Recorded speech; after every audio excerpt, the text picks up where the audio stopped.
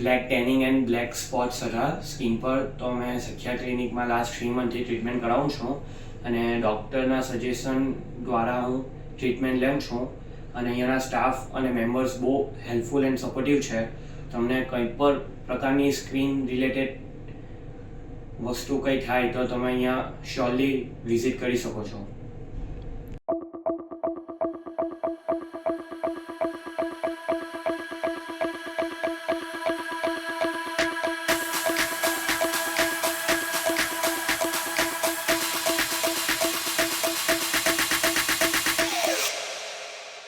You